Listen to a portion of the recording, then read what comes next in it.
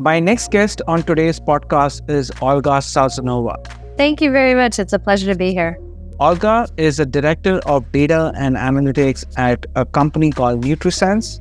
NutriSense leverages CGM devices to provide better health information about individuals who are wearing NutriSense products and using their services. One thing that we do uniquely that we really think sets NutriSense apart from our competition is that we provide you with a real live individual who's an expert in the nutrition space who can see your data and talk to you about your data.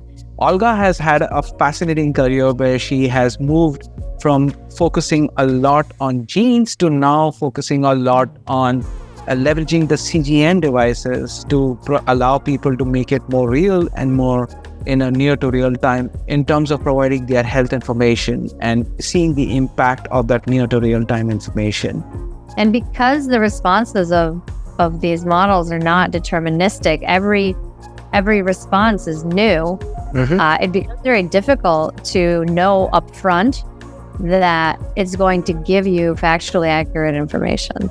Olga has some very interesting perspectives about biomedical engineering and how things are evolving and how digital health is the next best thing and how the future unfolds for each one of us from a health perspective. I personally haven't had the opportunity to really dive into those questions, but certainly there are many really fascinating studies going on. So without much further ado, let me get on with it.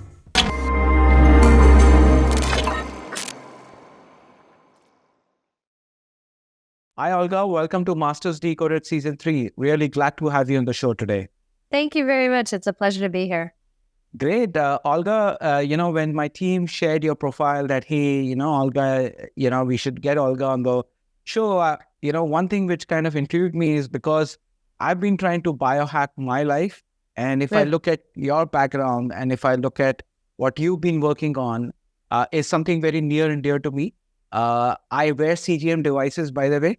Also, and I believe currently your company is also in CGM, so definitely we'll focus a lot on CGM. I've been a big proponent of CGM devices, although I'm not diabetic, but I've been using it from a prevention perspective. So let's take a step back before we deep dive into CGM and CGM devices. You did your PhD. And you have dedicated your life in healthcare and you spent a lot of time in healthcare. But why healthcare? And why you spent enormous amount of years doing your research, conducting your research in the healthcare space? Yeah, thanks for that question. It's a good one. I chose my career very early, and in some ways, I think too early. When I was in high school, I had two extracurriculars that I was interested in. I was into debate and the science fair. So I had to, at some point, I was enjoying both, and both were taking up a ton of my time. So I had to make a decision. Do I stick with debate or science fair?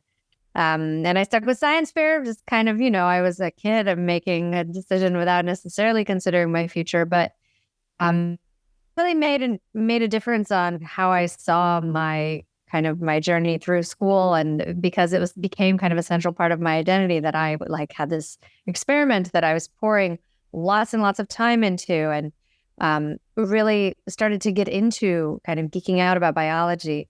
And then at some point, one of my teachers said, well, there's this field called bioengineering, and bioengineers do the same thing as biologists. They just get paid more. And I went, aha, I am an immigrant. My family are immigrants. Can't take the money thing for granted. And so that was, from then on, I focused on becoming a biomedical engineer. And in biomedical engineering, the most compelling applications are in healthcare.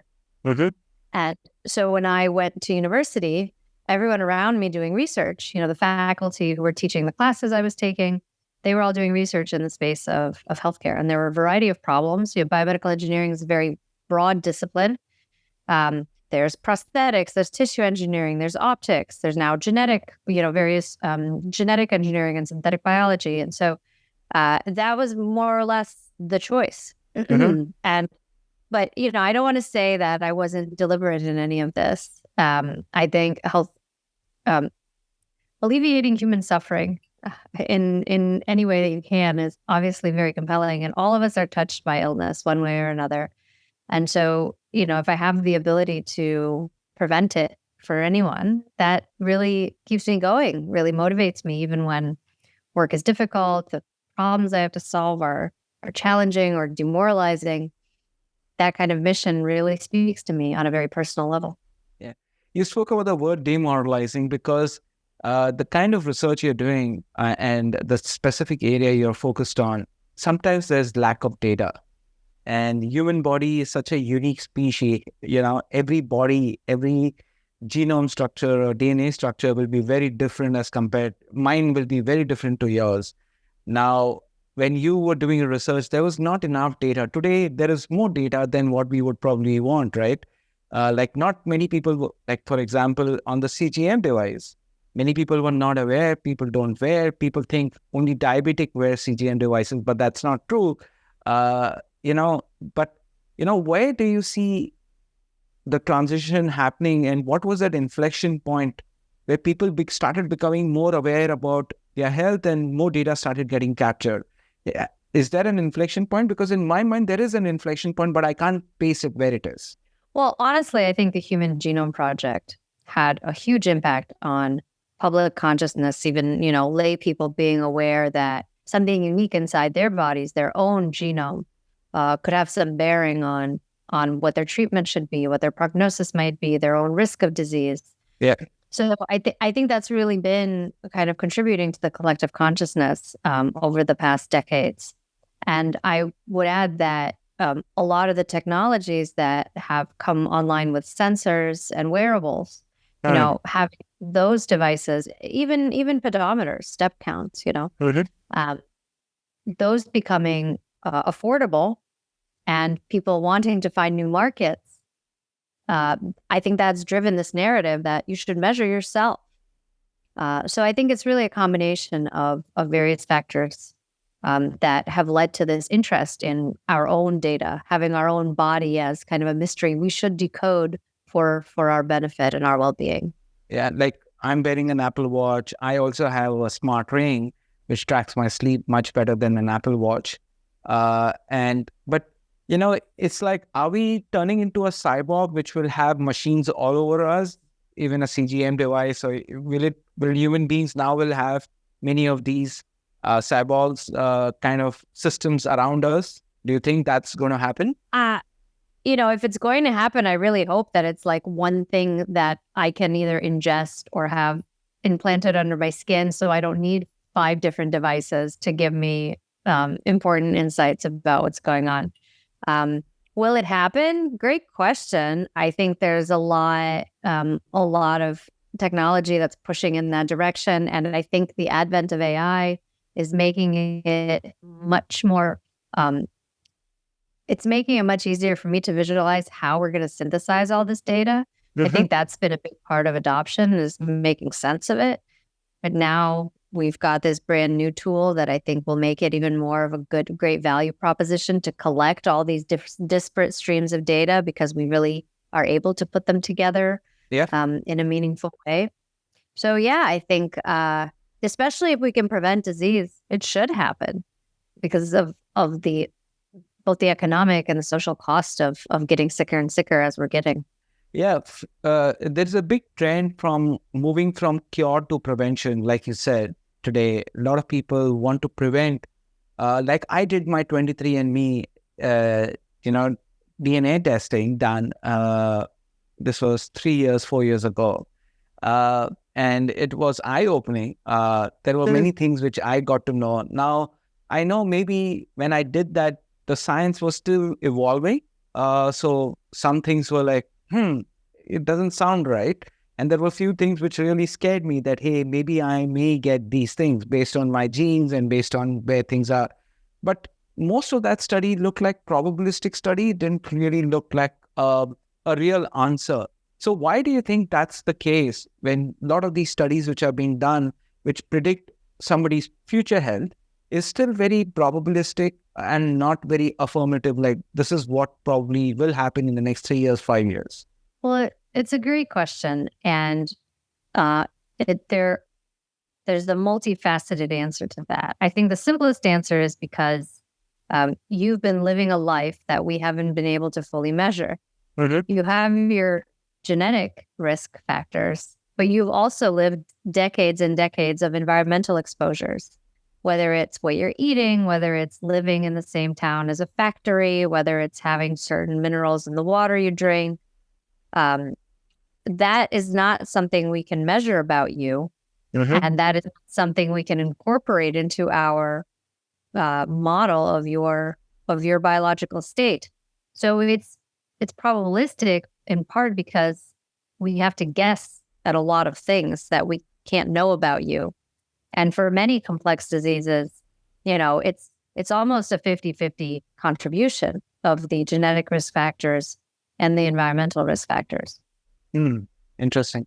But, sometimes these indicators of future health or future ailments can also be a deterrent in individual's mind, right? Like when I saw my report and it was talking about future ailments, it kind of scared the hell out of me, right? And I started building, and as they say, mind is a very interesting perspective. If you feed it, it starts believing in it. So do you think that there is a fine balance between the two, like how much you share and how much you predict, and what kind of, it's not just you share, but you can also provide recommended avoidance areas, like in these therapies or in these situations? Well, I think for 23andMe, when I was there, and I think for any company that's doing genetic testing of these kinds of future risk factors, there's always a desire to provide some actionable information. Sometimes that's very straightforward, like in the case of metabolic disease. And sometimes it's very unclear and speculative, like dementia. We can measure genetic risk factors. We still really can't tell people very much about how to prevent it. I will say that even, there have been studies done on people who receive very bad news from genetic test results. They learn that they carry mutations that almost certainly predispose them to, really scary diseases like cancer, Alzheimer's. And what those studies generally find is people experience an initial and transient negative response. Bad news. It's really bad news for some folks. But for the most part, people cope, people adapt, people can act rationally and make life choices that are informed by that knowledge. And the vast majority of people don't regret having that knowledge and don't feel like they would rather not have known. So I think what you've experienced is common. It can feel kind of scary. But to the best of our knowledge, even people who get very scary and more probably negative results are ultimately able to cope with it and get some positive value from that knowledge in terms of planning the rest of their life. Very interesting. Now, when I look at your career, right, you've been in, you spent good amount of years in gene side, and now you're focusing a lot on CGM, which is focused on blood work and a lot of, how, there are three basic things which happen, right? There is a neuro part to your body. There is the cell piece, which basically your blood and water flowing through your body, which gives energy. And then there is the entire, the outside world, right? But the question, or the breath work, which is there. The question I have is, why a shift from gene to moving into a very different space, like what you're doing at NutriSense now? Well, it has very much to do with what we were just speaking about. I think it's really important for the information to be actionable. And I think genetics, what I saw from, my years at the company is you can inform people of the possibility of future disease risk. But it's very hard to affect behavior change. Even people who, are told that they have a higher than average risk factor for developing, non-alcoholic fatty liver disease, and therefore they should change their diet. It's just not that compelling to most people, in part because it's like a future maybe. It's not now, and it's not certain. What I found really interesting about CGMs is that they tell you something about the now. And not only that, they show you how your actions influence the now.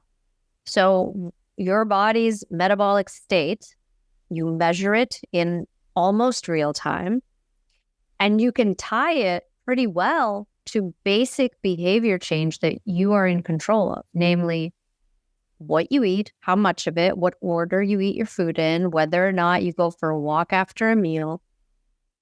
All of these behaviors will influence, the trajectory of that curve you see.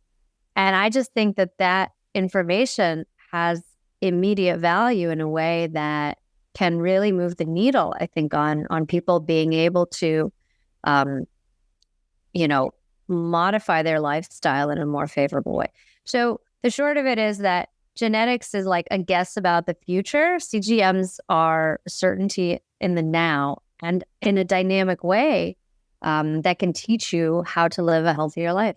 When I started wearing CGM, it kind of opened up my eyes. I always say that my body had system crashes after lunch, typically. It will just tank. And I didn't know, and I wanted to know more about it. And I came across CGM, and it kind of gave me various things, and people think, hey, CGM is only good for measuring your glycemic index. Yes, glycemic index is one of the big things which it measures, but it also allows you to understand the various factors which causes that spike and the turf in your glycemic index. For example, I was able to align or relate to stress in my body, lack of sleep, or even my food habits, or even exercise, like how does it impact my, the glycemic index. And it was interesting, when I was exercising, my glycemic index will spike up. And now with technology, as the data starts getting integrated, the system will say, that's a good glycemic index increase. Versus if I ate something and that increased, or if I had lack of sleep, and even if I ate something very in small portion, which I typically eat every day and doesn't have an impact on my glycemic, but because of lack of sleep or stress, my glycemic index went up. These factors kind of opened up my eyes. Like, it's not just food, but there are various factors which causes and can cause diabetes or other diseases because of that. So it became real actionable for me. But in all of this, sometimes too much of information also can be deterrent. It can move people away. Have you seen how people have been able to use it positively, and have you seen negative effect of the CGM aspects also? Well, we have many examples of people being able to use it positively, and we hear from our customers all the time, unsolicited feedback of people gaining really unprecedented insight into how day-to-day habits that they thought were okay or even healthy are actually contributing to kind of feeling bad or putting themselves at greater risk of disease. For example, a friend of mine, I actually hadn't seen him in a while. And then when I saw him, he was wearing a NutriSense device, and I was very surprised. I was like, what a coincidence. I think he knew I worked for the company, but we never talked about it. Anyway, I was chatting with him about his experience, and he said, you know what? Sushi, my God. I thought it was a good thing. There's vegetables, there's fish, but the rice, sushi rice is prepared with sugar. So you get your simple carb from the rice, and then you get this straight shot of sugar. And he, discovered that this was like not nearly as healthy as he thought, which to him was valuable. And it doesn't mean he has to stop eating sushi. It means he needs to combine the act of eating sushi with other actions that can kind of help decrease that spike, such as, exercising before or even after, eating some fiber like vegetables and protein before you have the sushi. So that's just one small example of a lot of positive experiences that people share with us. In terms of negative, I wouldn't say that there have been acutely negative experiences. I will say that some people have found it to be underwhelming. Like they just struggle to get value from wearing this device. And one reason may be that sometimes there is too much data. Even though the device shows you blood glucose concentration in nearly real time, it's not quite immediate. And if you're having a big meal with a lot of different foods, it can be difficult to ascertain what exactly was the problem. Or people might follow a similar dietary pattern day to day, and then they find different results, and it's confusing, and maybe they don't have time to do really controlled experiments where you eat one small thing and then you don't eat anything else for 2 hours. I mean, I've done that on multiple occasions, and it does take a lot of effort and discipline to kind of get the cleanest data you can get to be really certain of what's going on. So I think that can make it a bit burdensome at times. And I think that that's always something that at our company, we're striving to improve for people, just give them even more tools to kind of track specifics, run experiments.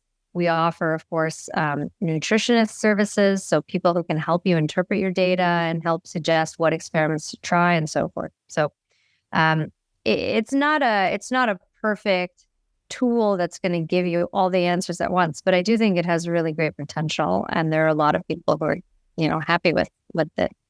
Yeah, for me, carbs, any simple or complex carbs, or even jackfruit as an example, it was one of my favorite food, but whenever I ate it, unfortunately, I had negative impact of it. I could see it, I was talking about the system crash, even lack of sleep, anything less than 6 hours, I could see a difference in my body. Even if I, to your point, even if I ate the same meal, what I ate yesterday didn't have any spikes, or if I, did that, or to your point, even if I had a heavy meal, but I had a walk after that, or my day was pretty active, I didn't feel any glycemic index spikes, right? So it's been a very fascinating, and the aspects of how things are getting interesting, and I can measure what's happening in your body.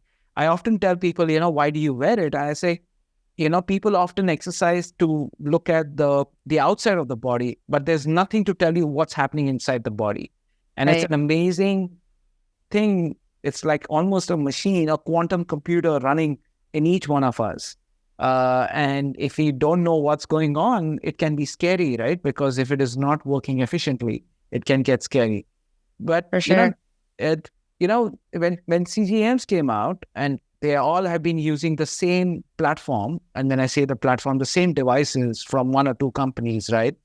Now, what has happened is everybody has built a wrapper around it. Correct me if I'm wrong. What I see at least happening in other parts of the world, where they have started building these applications and readers, and then inferring that data, and then merging the data with a pedometer or other systems. Now, how does an individual benchmark which company is better than other from a perspective of, because now it's coming to a level playing field, because the platform is the same, it's just the wrappers are different around it.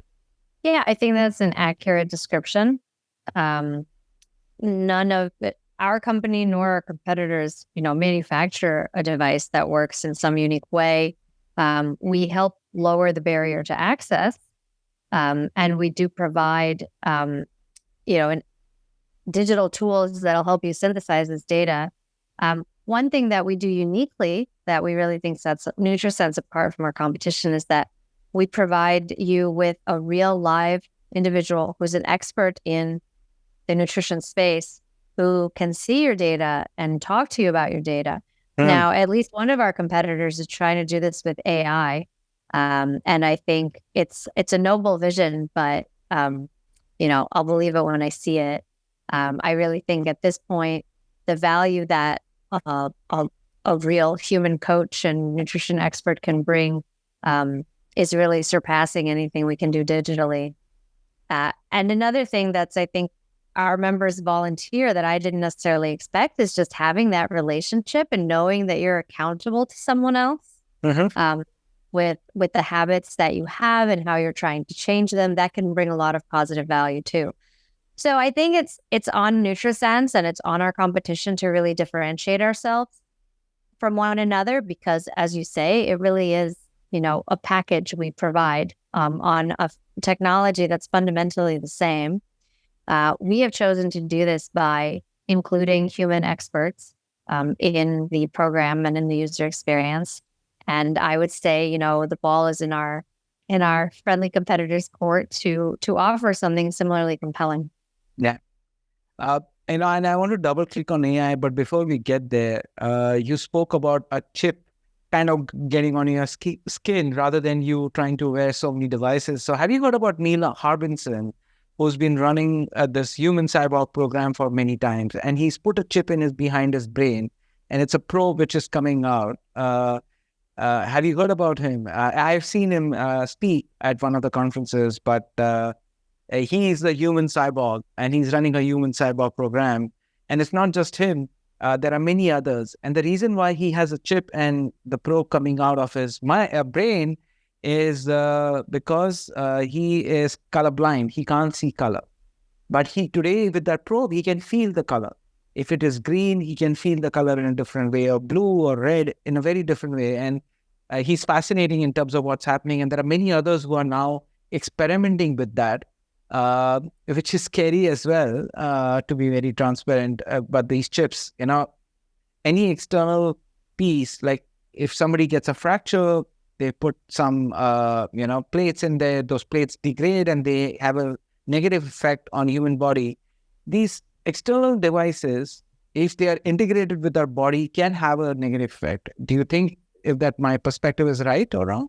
I mean, I think there's risk to anything. You take a pill to lower your, blood cholesterol, and it has side effects. I take ibuprofen when I get headaches, and I know it has potential for side effects too.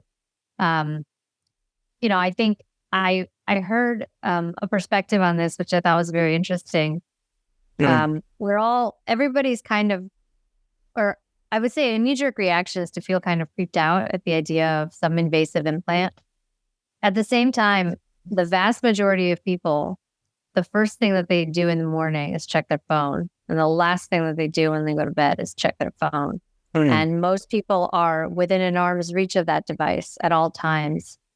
And so if that's not a technological prosthetic, then I'm not sure what is. The only difference is that it's still not attached, not yet. So I think in terms of behavior, especially for now that we've got, we have the Apple Watch, of course, and I don't think it's as much of a leap forward as it may seem. And although I'm not familiar with the example you cite, I'm a big fan of the science fiction writer John Scalzi, and I like his version of the brain pal. If I'm going to go with any kind of prosthetic on that. So let's switch gears about AI. Like you said, there is, the competition, the company who's in a similar space trying to use AI to recommend the dietary or the other aspects of human health to its customers. Now, there's so much of hype about LLMs, right? There's so much of hype about ChatGPT. Today, I know a lot of people are trying to find diets on ChatGPT, right? Making it a diet question, right? Or diet interface. Even I did that day. I wanted to just dabble in and find out, okay, which foods are most high in fiber, right? So it gave me some responses, and that was interesting to see that it has that medical information. And today, is that, in your perspective, is that good or bad? Like having this kind of information open out to common people? Well, the information's always been there. I think just LLMs make it accessible in an easier way. I think the skill of knowing what to Google is going away. Like that's not going to matter very soon. And I think that's fine. I don't necessarily see a problem with the vision of the internet where, the raw data is here and it sits under this layer that is queryable by us humans in a very human way. So on the other hand, I think there's a ton of hype about the technology, and, we've done some applications for large language models on our team to better extract knowledge from kind of free form conversations. And I think they're very useful for that application. Would I Mm-hmm. trust any kind of medical treatment or diagnosis, or even recipe, Yeah. honestly, that a chatbot would recommend me? Not necessarily, not yet. They're right a lot of the time, or they're approximately right a lot of the time, but there's enough error that I don't think we can just declare all of these problems solved, because before you can trust the technology to replace the human brain, you first have to vet it very, very carefully. And because the responses of these models are not deterministic, every response is new. Mm-hmm. It becomes very difficult to know upfront that it's going to give you factually accurate information. So I think there's just a lot of QA and vetting that we would want to do before we take any actions or make any decisions of any consequence on the basis of the information we get. And with not just LLM, but with the advent of AI now, with a lot of applications of science coming in and the availability of data, which has been the other factor, a lot of experiments have sped up, right? Something which took 10 years doesn't take that much time anymore. So when you were doing your PhD, I'm sure you would have had a lot of struggle with data and the application of science. And when you look at today's generation, because you are also collaborating with universities, you are collaborating with a lot of nonprofits, do you see that a big difference in the last decade, specifically with the advent of AI and technology become available to everyone? I think what I have seen change for the better is not so much that there's brand new technologies that are radically disrupting how we do science. It's just that more and more people are recognizing the need to be literate in basic data science. So, I'm a little ashamed to admit that when I did my PhD, I did all my data analysis in a spreadsheet. I didn't know how to use a programming language in order to run all these. I knew how to use, I knew how to program, but I wasn't taught to programmatically interrogate my data and run, statistical analyses in a more reproducible way. So that's something that's changing and that has changed. And I think that's only for the better. Okay. So now people, like yesterday, I was doing certain interviews as part of a company which they are giving grants to prospective postgraduate as well as PhD students. And there were many students who were trying to get into biomedical engineering, or they were focusing on healthcare and variety of topics within healthcare, either to do their thesis or to do their research on. How much has now data science as a skill, like you were not taught how to program or how to code? You knew the science, but you were not taught. But how important it is getting in that space to learn that, except for doctors, and we'll talk a little bit about doctors as well, but specifically people who want to get into more on the science aspect of either coming up with their own, medical or science-based concepts, or specifically within the biomedical engineering space. Do you think learning AI or data science is going to be far more critical now? Yeah, I absolutely think so. I absolutely do. In part because our ability to gather high throughput data on experiments has increased dramatically. Applications of robotics to run 500 experiments in parallel are getting more and more practical, especially for folks who want to leave academia and go into industry. Having some basic literacy in how to work with data programmatically and how to run your own analyses is going to be, I think, really important for success. Olga, and I want to switch gears a little bit. So, especially for people in your space, right, who are driving this and who are looking at data and looking at ailments of variety of type, and it sometimes can get overwhelming for you as an individual that there's so much of ailments in the universe, and there's so much of ailments amongst the community. You get to see that data and say, hey, people are not well. The world is sick, right? There are a lot of people who are suffering.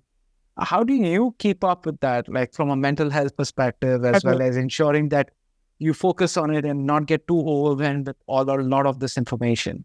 Well, I have 3 children, and if I ever get depressed about the state of health today, I just think about how 200 years ago, one of them wouldn't have survived to the age of 5. Yeah. Yes, it is the case that there are, there are many, many people who are living past, their 40s now. Well, That is our expectation. But that means that, biologically, we are much more vulnerable to a variety of diseases. I still think we've come such a long way in terms of improving the quality of life through biomedical innovation. And I am really grateful that, if someone gets an infection, that's not a now, coin flip on whether they survive. So in some sense, I think we've advanced ourselves past certain risks that are luckily for us no longer a true threat. And we've traded those for chronic diseases that are impacting more and more of the population, particularly as we age and as we extend our lifespan. But it's an imperfect universe. So I'm grateful to have access to the medical systems that we have, even though we haven't yet figured out how to make everybody well. And even the world talks about these blue zones. So there is a lot of experiments and research being done on blue zones now, where people are living more than 100 years. They are centenarians. And when you look at the other parts of the world, people, like you said, are not even crossing 40 or just barely making 40. Have you dabbled into that research also of the blue zones of the world? There are like 5 or 6 of them in the world. I personally have not. There was some interesting research happening at 23andMe while I was there, looking at people who were living well past their peers in a particular, setting. Right. And the hypothesis was that there's some genetic elements that they have that protect them. And the converse is true. People who have what we believe to be genetic risk factors for various diseases never develop those diseases. And so either there's something about the genetics we don't understand, or there are aspects of their environment that are protecting them. I personally haven't had the opportunity to really dive into those questions, but certainly there are many really fascinating studies going on. Interesting. Olga, some people may think, oh, you've done your PhD and you've done your thesis on topics which you were interested in, but is that enough, or do you keep yourself aware about what's happening and how does it help your job, and because the science is evolving at a much more rapid pace, right? And especially at NutriSense, right? There's a lot of data which comes in new, a lot of individuals who come in new, whose data is new. How do you keep yourself abreast about knowledge on an ongoing basis? Some of my approaches are really boring. I have email alerts for various newsletters, for some of the top magazines in what's going on in research. I also rely on some social networks. I have had the privilege of being connected to lots of really, really smart, innovative people, and I can rely on them to point out fun and interesting things. I think what I've also been attracted to is working at the cutting edge of particular technology. So, both at 23andMe and at Grail and at NutriSense, the companies are trying to do something really innovative. And in the case of NutriSense, it's giving everyday people access to this knowledge about themselves. And so by virtue of working in a space that's pushing the boundary, pushing the envelope of what we think people should be doing or is worth doing, you kind of swim in, I think, innovation and new discoveries just by virtue of being in the field you're in. Cool. I know it is getting pretty late for you there, Olga, and, it's been a fascinating conversation. Just one last thought for you before we say goodbye. When you see your career trajectory and where things are, where do you want to be and where do you want to focus your next 5-10 years specifically from a career perspective? Well, thank you for that question. I've been in the preventative space most of my career. And what I'd really like to see is for us to stop using a one-size-fits-all model to disease screening. We have these clinical guidelines that if you're a certain age or you have a certain family history, you get a certain test. And people who may want that test earlier often don't get access to it. But I think with the advent of genetics and being able to measure real-time biomarkers like your glucose response, or, a lot of proteomics technologies that are coming online now, we should stop using a one-size-fits-all approach to disease screening. And we should really make much smarter choices about how we look for people who may need to be on treatments, much sooner than they would otherwise be diagnosed. There's this concept of diagnostic delay. It takes some people even years before they get the right diagnosis. And then that means the burden of their disease is just cumulative. It's getting worse and worse. So I would love to devote the rest of my career really to bringing all of this digital health innovation to bear on how we think about screening for disease and identifying at-risk populations and diagnosing people when they need that diagnosis. Yeah, very interesting. Now, Olga, this has been a very fun conversation for me personally. I've learned a lot. And I hope the audience, get to learn more. And I'll leave your contact details from a LinkedIn. And if they want to connect with you on LinkedIn, they can definitely do that. But thanks for taking time out on a late evening. And you have a good day and a good night. And hope people get inspired by it. Well, thank you very much. This has been a really wonderful conversation. It's a pleasure to be a guest on your podcast. Not a problem. Take good care.